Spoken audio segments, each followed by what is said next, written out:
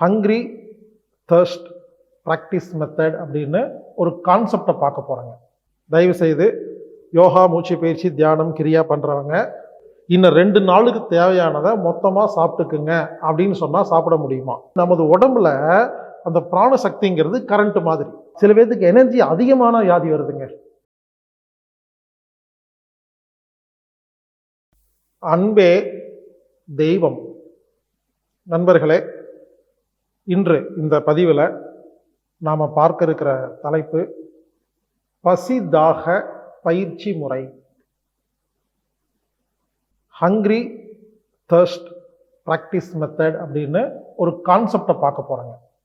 இது யாருக்குன்னா, குறிப்பாக இந்த யோகா, மூச்சு பயிற்சி, தியானம் பயிற்சிகள் செய்கிறாங்க இல்லைங்களா, கிரியா பயிற்சிகள், அபியாசம்னு சொல்லி அந்த கிரியா யோகிகளுக்கான ஒரு டிப்ஸ் இல்லை ஒரு கான்செப்ட். இதுக்கு பேர் பசிதாக பயிற்சி முறை, அதாவது ஹங்க்ரி தர்ஸ்ட் ப்ராக்டிஸ் மெத்தட். தயவுசெய்து யோகா, மூச்சு பயிற்சி, தியானம், கிரியா பண்ணுறவங்க இந்த வீடியோவை பார்த்தீங்கன்னா ஒரு சின்ன கான்செப்ட் உங்களுக்கு கிடைக்கும். அதன் மூலிமா நீங்கள் செய்கிற யோகா, தியான அந்த கிரியா பயிற்சிகளை இன்னும் சிறப்பாக செஞ்சு இன்னும் நல்லா எனர்ஜெட்டிக்காக நீங்கள் இருக்க முடியும். இன்னும் நல்லா சக்தியோட நீங்கள் இருக்க முடியும். அதனால் கொஞ்சம் நல்லா கவனிங்க. இப்போது நான் உங்ககிட்ட, நீங்கள் எங்கள் வீட்டுக்கு வரீங்க, நான் உங்ககிட்ட சொல்கிறேன், காலையில் 7லேருந்து 8 மணி டைமு, உங்களை சுற்றி வந்து இட்லி, தோசை, பொங்கல், சப்பாத்தி எல்லாம் வச்சுருவேன், 1 மணி நேரத்தில் எவ்வளோ வேணாலும் சாப்பிட்டுக்குங்க, ஆனால் அதுக்கப்புறம் அடுத்த நாள் காலையில் 7 மணிக்கு தான் வைப்பேன் அப்படின்னு சொன்னால் நீங்கள் யோசிச்சு பாருங்கள், அந்த மாதிரி நம்ம சாப்பிட்றோமா? அதாவது இன்னும் 2 நாளுக்கு தேவையானதை மொத்தமாக சாப்பிட்டுக்குங்க அப்படின்னு சொன்னால் சாப்பிட முடியுமா? நம்ம என்ன பண்ணுறோம், காலையில் லைட்டாக டிஃபன் பண்ணுறோம். அப்போ அது அந்த வந்து இட்லி, தோசை சாப்பிட்றோம். என்ன ஆகுது, அது உள்ளே போய் ஜீரணமாகி சக்தியாக மாறினோடனே நம்ம இயங்குறோம். அப்புறம் அது குறைஞ்சு சக்தி கம்மியானவுடனே மதியம் லஞ்சு சாப்பிட்றோம், கொஞ்சமாக டாப்அப் பண்ணிக்கிறோம். அப்புறம் ஈவினிங் வரைக்கும் வெயிட் பண்ணுறோம், ஒரு வடை போண்டா சாப்பிட்றோம், நைட்டு டின்னர் சாப்பிட்றோம். எல்லோரும் நல்லா புரிஞ்சுக்குங்க. அதாவது நம்ம என்ன பண்ணுறோம்னா, இந்த உணவை எப்படி சாப்பிட்றோன்னு கேட்டிங்கன்னா, ஒரு தடவை சாப்பிட்றோம், அது போய் எனர்ஜியாக மாறுது, அப்புறம் சக்தி குறைஞ்சவுடனே மறுபடியும் சாப்பிட்றோம். மொத்தமாக ஒரே நாளில் சாப்பிட்டுட்டு 7 நாளைக்கு சாப்பிடாமல் இருக்கிற மாதிரி நம்ம பண்ண முடியல. இந்த கான்செப்ட் புரிஞ்சுங்களா? இதுக்கு பேர் பசி, ஹங்க்ரி. அதே மாதிரி தாகம், தர்ஸ்ட். இப்போ என்ன பண்ணுறோம், நான் என்ன சொல்கிறேன் உங்ககிட்ட, ஒரு 5 லிட்டர் தண்ணி குடிச்சு இப்போவே 5 லிட்டர் முடிச்சிருங்க, இன்னும் 2 நாளைக்கு தண்ணி குடிக்கக்கூடாது அப்படின்னா இருக்க முடியுமா?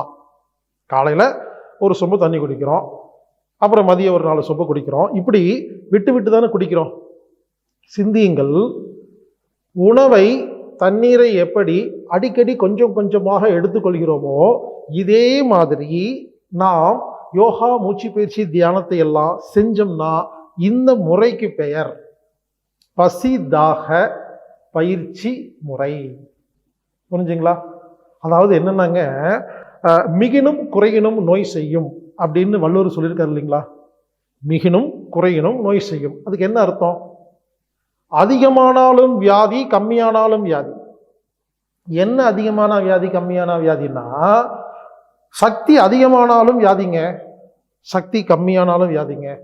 இப்போ நம்ம வீட்டில் கரண்ட் இருக்கு, திடீர்னு வோல்டேஜ் அதிகமாக வந்துச்சுன்னா என்ன ஆகும்? பல்பு ஃபீஸ் போயிடுது, மோட்டர் கருகி போயிடுது, காயில் போயிடுதா இல்லைங்களா? லோ வோல்டேஜ் வந்துச்சுனாலும் ரிப்பேர் ஆயிருதா இல்லைங்களா? அப்போ சீராக ஒரு மின்சாரம் கொடுத்துட்டு இருக்கும் பொழுது இந்த எலக்ட்ரிக்கல் ஜாமானங்கள்லாம் ஒழுங்காக வேலை செய்யுதுங்களா? அதே மாதிரி நமது உடம்புல அந்த பிராண சக்திங்கிறது கரண்ட் மாதிரி. ரொம்ப அதிகமானாலும் பிரச்சனை வந்துடும், கம்மியானாலும் பிரச்சனை வந்துடும். ரீசண்டாக நிறைய பேர் ஃபோன் பண்ணி, மெயில் பண்ணி, பல வருடங்களாக தியானம் செய்கிற, மூச்சு பயிற்சி பண்ணுறவங்க திடீர்னு எனக்கு மன ரீதியாக பாதிப்பு ஏற்பட்டுருச்சு, எனக்கு பைத்தியம் முடிச்ச மாதிரி இருக்குது, என்னோட சுயநலவே இல்லை, நான் என்ன பண்ணுறேன்னு தெரியல, உடம்பெல்லாம் வீக் ஆயிடுச்சு அப்படிங்கிறாங்க. அதாவது பயிற்சி பண்ணாதவங்களுக்கு நோய் வருது, ஓகே. பயிற்சி அதிகமாக பண்ணுறவங்களுக்கும் நோய் வருது. ஏன்னு பார்த்தா மிகினும் குறையினும் நோய் செய்யும் சொல்லுவாங்க பார்த்தீங்களா? சில பேருக்கு எனர்ஜி அதிகமான வியாதி வருதுங்க. அதனால் புரிஞ்சுக்குங்க, இந்த எனர்ஜி எப்பவுமே ஒரே மாதிரி ஓட்டிகிட்டு இருந்தோம்னா 24 மணி நேரமும் வாழ்நாள் முழுவதும் ஒவ்வொரு மாதமும் ஒவ்வொரு வருடமும் எப்பவுமே ஒரே மாதிரி இருக்கிறதுக்கான ஒரு கான்செப்ட் தான் இப்போ நம்ம பார்த்துட்டு இருக்கிற பசிதாக பயிற்சி முறை. உதாரணமா இப்போ நீங்க ஒரு கிராஃப் வச்சுக்கோங்க. ஒருத்தர் என்ன பண்றாரு, ஒரு குருநாதர் நல்லா பயிற்சி சொல்லி கொடுத்துருக்காரு. உட்கார்ந்து 3 மணி நேரம் பயிற்சி பண்றாரு, நல்லா கரெக்டா பண்றாரு.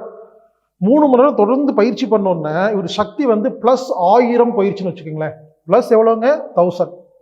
அப்போ அதிக எனர்ஜி. நீங்க வேணா பாருங்களேன், நிறைய பயிற்சி பண்றவங்க எதுவுமே பண்ண மாட்டாங்க. வீடு வாங்கலையா, நல்லா இருக்கட்டும் பார்த்துக்கலாம், கல்யாணம் அதெல்லாம் பார்த்துக்கலாம், எதுவுமே பண்ண மாட்டாங்க. ஏன்னா சக்தி அதிகமாயிருச்சுன்னா எதுவுமே பண்ண தோணாதுங்க. அப்போ +1000க்கு போயிடுச்சு. +1000 இருக்கும்போது இயங்க முடியாதுங்க.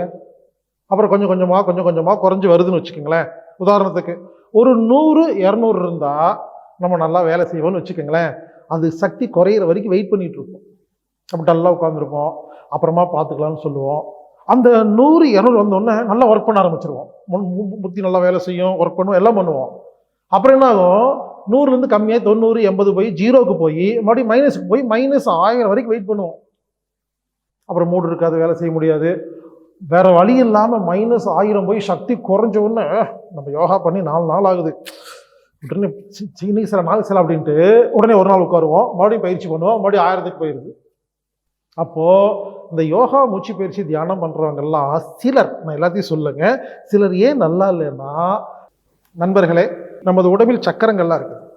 இந்த சக்கரங்கள் ஒழுங்கா இருந்தா நாம் ஆரோக்கியமாக இருப்போம், நிம்மதியாக இருப்போம். நமது உடல் தன்னைத்தானே குணப்படுத்தும் வேலையை செய்யும். நமது உடம்பில் உள்ள கழிவுகளெல்லாம் வெளியேற்றும். எந்த சக்கரம் லாக் ஆகுதோ அது சம்பந்தப்பட்ட வியாதிகள்லாம் வரும். இப்படி இந்த சக்கரங்களை எல்லாம் டியூன் பண்ணி ஒழுங்கு பண்ணி அதை ஒழுங்காக வேலை செய்ய வச்சு அழகாக அது தனக்குத்தானே புதுப்பிச்சு ஒழுங்காக வைக்கிறதுக்கு நாம் சக்கரா தியானம் அப்படின்னு சொல்லி யூடியூப்பில் போட்டிருக்கிறோம். ஃப்ரீயாக இருக்கும் பொழுது சக்கரா தியானம் பை ஹீலர் பாஸ்கர்னு பாருங்கள்.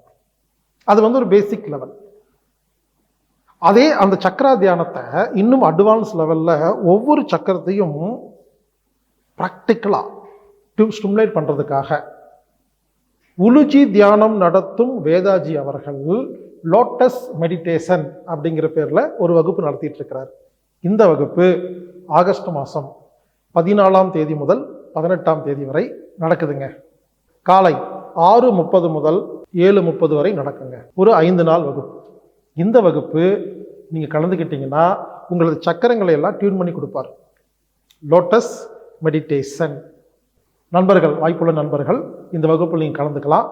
இந்த வகுப்பில் கலந்துக்கணும்னா 8220667120 அப்படிங்கிற எண்ணுக்கு தொடர்பு கொண்டு நீங்கள் கலந்துக்கலாம்.